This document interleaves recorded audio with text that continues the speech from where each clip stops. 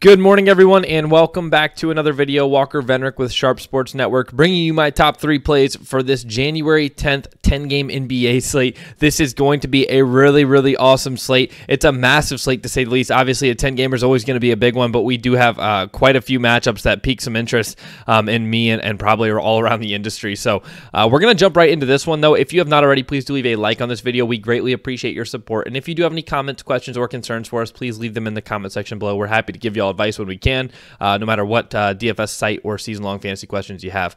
So let's jump right into this one, though. Starting off over here on DraftKings, the very first player I want to talk to you about is King James. LeBron James has a 32% usage rate this year, but with Anthony Davis off the court, like I project him to be tonight, I think most people are expecting Anthony Davis to miss this game for his tailbone. With him off the court, though, LeBron's usage jumps over 37%, which is a very significant bump, especially when somebody is as efficient as LeBron James is. This isn't exactly a fast-paced game by any means, though. It's not like he's playing the Wizards or anything like that. But with Luka and LeBron on the court, I really think anything can happen. I think that the implied total of about 223.5 right now is pretty low, actually, considering the shootout possibility of a game like this. And it's actually a very competitive game. It's supposed to be the Mavs are at home, and they're 2.5-point favorites right now. If for any reason this game goes overtime, that would be absolutely insane, especially for a player like LeBron. He averages 1.57 fantasy points per minute on the year this year, but over the last 5-game stint, he's been playing a little bit better, averaging just over 1.61 fantasy points per minute, which is something that's a little notable, but not anything it's kind of a lock.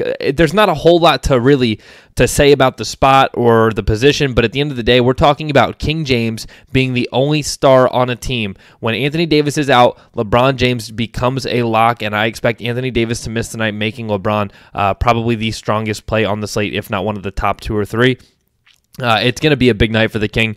I really don't think we can get away from him here. It should be another triple-double spot with AD off the court, and he's going to have to put up a lot of real points as well and make up for some of that missed AD scoring. So jumping over to my second play, though, over here on FanDuel, I have him pulled up. That is Trae Young. On FanDuel, I think that you can get Trae Young and LeBron into the same lineup, but I'm struggling to find the value to do it on DK, at least in cash games. Trae Young has a 36% usage rate on the year and is playing against the 4th fastest team in the league, the Washington Wizards. This is actually pretty much almost as good as it gets sort of a spot for a guy like Trae Young. He's coming off of that monster game he just had against Houston, which is another smash spot. So his confidence is up. He shot well against Houston, and he should continue his fire here against Washington. This is the highest implied game total on the slate today, and the Hawks have the highest implied team total on the slate today.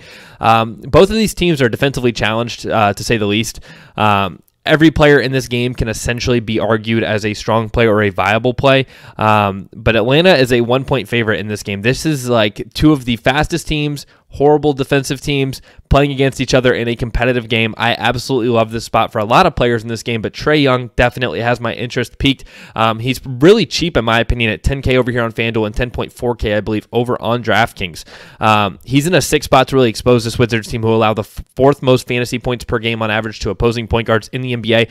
I think he's going to shoot the ball like 26 or more times tonight. I think he shot 30 or 31 times against Houston, who's the 2nd fastest team in the league. I think he'll shoot 25, 26 or more times tonight, which is huge for a guy like this that's going to be able to put up 30 to 40 real points along with a potential triple-double or something like that. His ceiling really is the same as it was against Houston. This is a massive ceiling spot with a pretty safe floor for a guy like Trae Young here. There's some value on the slate, like I said, but I'm struggling to find the value to fit him and LeBron in a cash line. So I think that you kind of have to pick a route. I think that LeBron with AD out is the way I would lean, but I did want to mention that to you guys. Jumping back over to DraftKings, though, the last play that I want to talk to you guys about, let's get him pulled up here. He's going to be more of a cheaper play. He's definitely underpriced. Right here at 5.9K, Davis Bertans.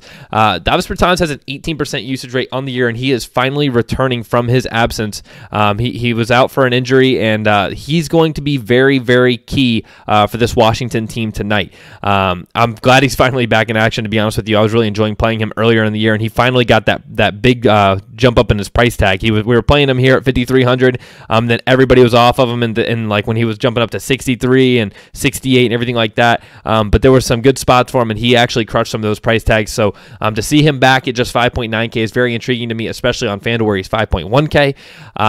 But this is a smash spot for him. But he's not projecting to break 30 minutes tonight. And I understand he's coming off of an injury. We don't have any word on a minutes limit or anything like that. I think he's going to smash the minute projection and play low to mid 30s in minutes tonight. This team's really going to need him. He should be a primary scorer on this Washington Wizards team, regardless of Bradley Beal in or out. I do like him a ton. Atlanta is the 8th fastest team in the league. Like I mentioned when I was speaking about Trae Young, this is the fastest paced game on the slate, the highest implied game total. The Wizards have the second highest implied team total to Atlanta in this 1-point spread game. The price tags are kind of a joke, I think, on Davis Bertans. I think they're expecting him to be very limited. I don't think he really will be because I think this team's really going to need him.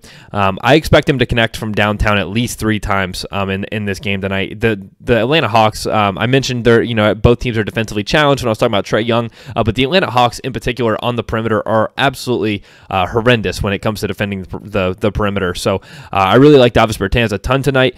He should be a very, very top scorer for this team if Brad Beal sits. I wouldn't be surprised if he was the top. But if Brad Beal does play, then I would say he's probably going to be top 3.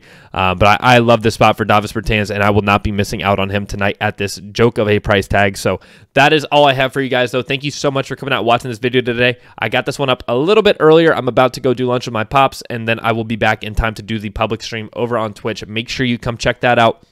The link is in the description below. The live streams have been absolutely killing it. So have these videos. I can't thank you guys enough for your support. I hope you're enjoying the content that I'm putting out, and I'm going to keep doing it for you guys. So I do appreciate it. I will see you guys in the live stream later or in my video tomorrow. So peace out and good luck to everybody playing the slate tonight.